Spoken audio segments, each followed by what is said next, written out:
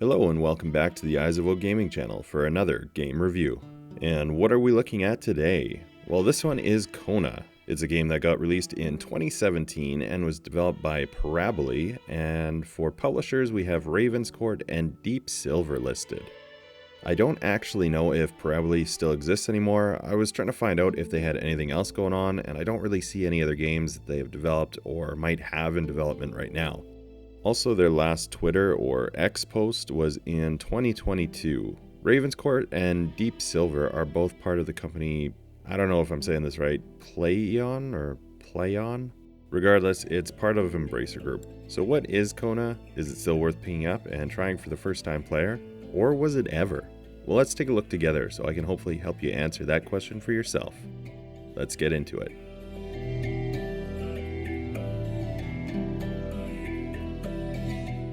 The game takes place in the 1970s in Canada, specifically in a small town in northern Quebec.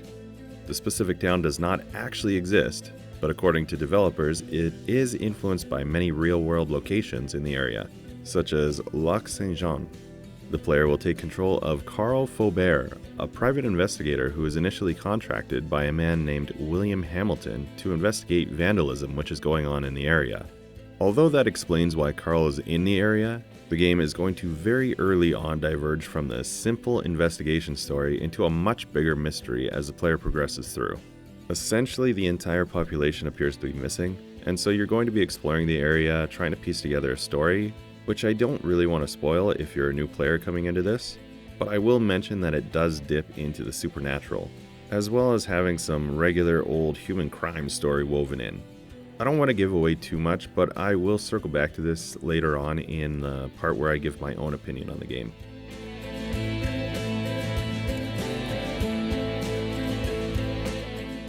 So this game is going to be in the walking simulator style, and as such it's going to have some similarities with games like Firewatch, for instance.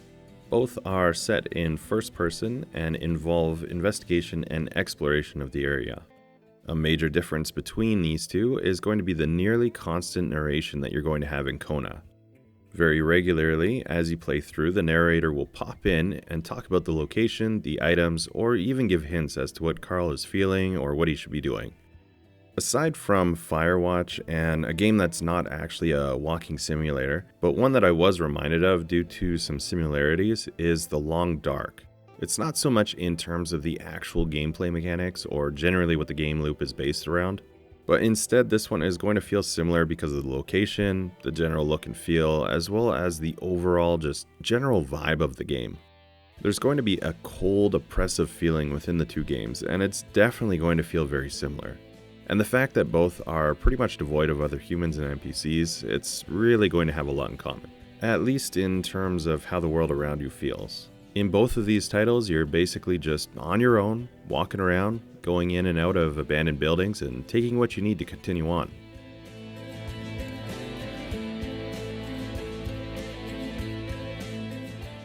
This is a completely story-driven game. It's set in first person, and it's hard to categorize this completely in the walking simulator category. It's actually listed as a survival horror game, and yes, there are some elements of that, but it probably won't play a huge part in your playthrough, at least the survival part. I'll break down what I mean by that though. So basically you have to contend with cold, stress, and health. Cold is going to be dealt with by, as you likely guessed, getting warmer, so probably making a fire. Stress can actually be handled by smoking a cigarette, and health is refilled with first aid. So nothing really mind-blowing here, and smoking is probably the only one that's going to feel kind of unique. Now compare that to a game like The Long Dark, which I mentioned before, and you can understand why I feel like it's not the most developed survival game. Honestly though, I feel like that's not really what this game is going for. The point of this one is to play through a narrative and experience a story that's being told. And because of this, to me, it does make it feel more like a walking simulator than a survival game. There is more to interact with and do than many other walking sims though, so I also don't want to give the wrong impression. Another game which I have covered, for example, Virginia, is another walking sim, but it's definitely substantially less involved than this one, in terms of the actual gameplay and what the player can interact with. So aside from those survival mechanics that I mentioned, the game is going to focus on exploring the area and discovering clues which allow you to progress through the story. You're not going to be making any choices or deductions here, it's simply just find a clue to move the story along. Looting plays a role in the game when you go to different buildings and locations, and to get to those locations you do have a vehicle which you can drive from place to place. There are some things that you can interact with, such as light switches and buttons to get you immersed in the experience. But personally I found the most immersive aspect to be the winter and blizzard, which you'll definitely understand if you've experienced the Canadian winter. Or I'm sure it would still apply to those who live in another cold region in the world as well.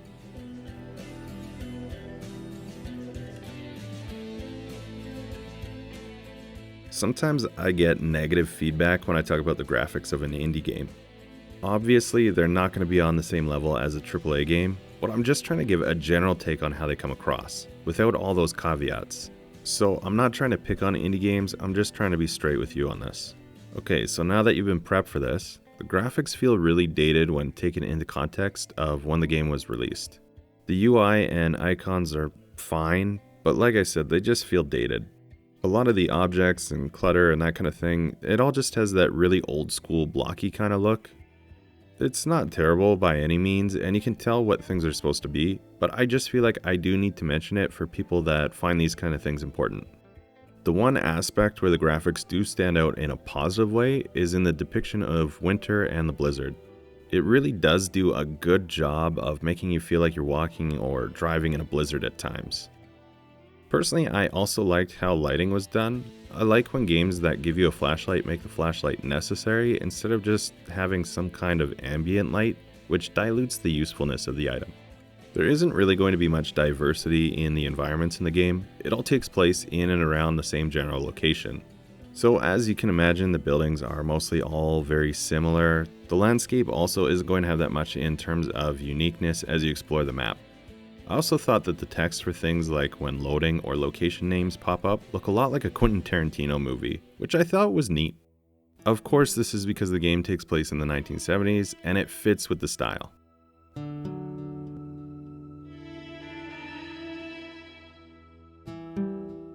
It's not a bug, but I just want to talk about this here, loading times. Even on new hardware, the loading times are very long. When you load into zones, it can take 40 seconds or longer just sitting there and watching the loading screen. Aside from the long wait times, I didn't really run into a ton of bugs while playing this game, or any crashes or things like that. There were some frame rate issues, but nothing too crazy. In terms of what makes this game unique or what makes it stand out from others, the survival mechanics in a walking sim do add something a little bit different to the game, but again, I doubt it's going to be a majorly impactful part of your game. One thing that does really stand out in this game that sets it apart from others is the narration. So like I mentioned, the narration pops in different locations or when you pick up certain items or essentially any time that the game thinks that you need a hint. That said, I'm not a fan of the narrator's voice work, so that was a net negative for me. Keep in mind that this is going to be a very subjective opinion, so instead of just taking my word for it, I'm going to play some examples of that as well as the other sound in the game so that you can make a decision on your own. Maybe you'll love it.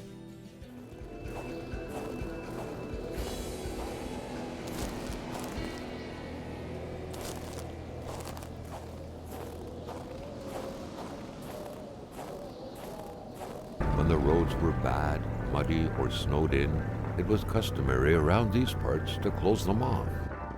But it was also customary to ignore those signs entirely and drive there anyway. Carl had to figure this one out by himself. Hamilton is waiting for Carl in the general store. It was time for him to get down to business. What could these engraved numbers mean? A fresh path suddenly appeared before Carl.